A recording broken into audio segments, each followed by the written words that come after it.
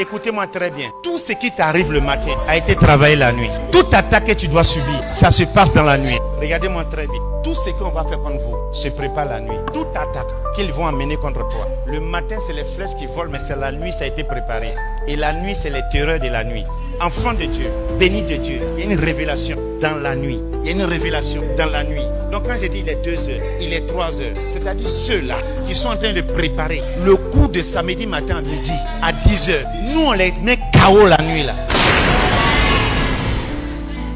Quand vous prenez Paul et Silas, la Bible parle de quoi? Au milieu de la nuit. Paul et Silas. Quand Dieu les passait en Égypte, la Bible dit au milieu de la nuit. Les ténèbres apportent 3 choses, sinon 4. Je vais vous détailler ce que les ténèbres apportent, ce que la nuit apporte. Premièrement, les choses que la nuit occasionne, les attaques, les plans de destruction. Dans Matthieu 13, 25, vous allez voir la nuit, pendant que les hommes dorment. Il dormait. La Bible dit l'ennemi vient préparer ce qu'il a préparé pour le lendemain. Tu te lèves paralysé. Vous avez déjà vu ça? Cette femme qui dormait, elle dort, elle a ses 2 jambes. Le matin, elle se réveille, elle perd l'usage des jambes. Ça se fait quoi? La nuit, l'ennemi est venu faire quelque chose. La nuit. Deuxièmement, qu'est-ce que la nuit occasionne? La Bible dit, Jean 9, verset 4.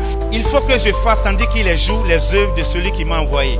La nuit vient où personne ne peut travailler. Parce que la nuit, il y a les œuvres des ténèbres qui travaillent. Les 2 puissances se confrontent. La nuit, l'autre détruit, l'autre travaille. Jésus, Jean 1, 3, 8, est venu détruire les œuvres du diable. Ce qu'il fait la nuit, nous on doit détruire.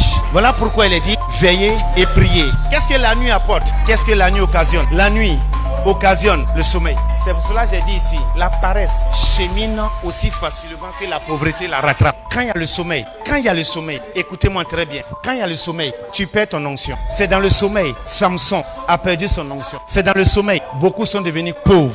Donc faites attention au sommeil de la nuit. Faites attention aux œuvres de la nuit. Faites attention à tout ce qui se passe la nuit. Le grand Josué a un combat. Qu'est-ce qu'il fait? Il commande au soleil de s'arrêter sur Gabaon. Parce que la nuit, si les forces des ténèbres se lèvent, ça va encore rendre sa tâche difficile. Soleil, arrête-toi sur Gabaon. Et il a détruit. Pourquoi? Il ne voulait pas rentrer dans les œuvres de la nuit. La nuit, beaucoup de choses se passent. Quand on dit ténèbres, regarde, nous sommes dans la lumière. Nous ne voyons pas dehors. Mais ceux de dehors qui sont dans le noir, ils nous voient.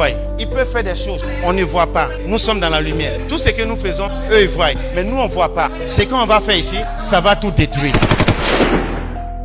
Paul et Silas, au milieu de la nuit, je suis venu interpeller un béni de Dieu. Quand le sommeil te lâche à partir de 1 heure, 2 heures, c'est pas pour que tu fasses encore des sons. Dieu te dit lève-toi, écoute-moi. Plus tu obéis, plus tu as la victoire, plus tu gagnes en temps. Mais regarde le sommeil. Quand Dieu coupe ton sommeil, tu dis non Seigneur, tu forces.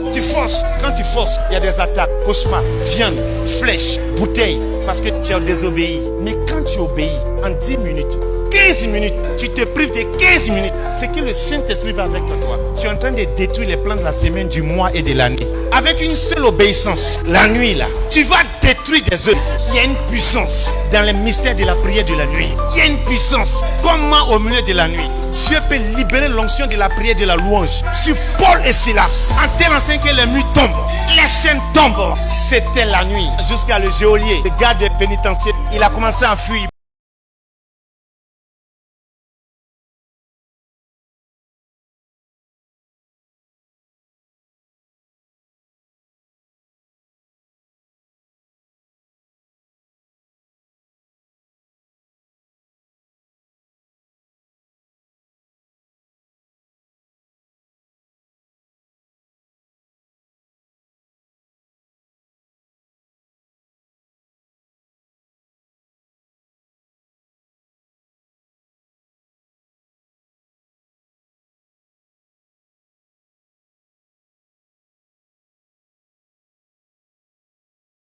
Pourquoi les gens aiment raisonner?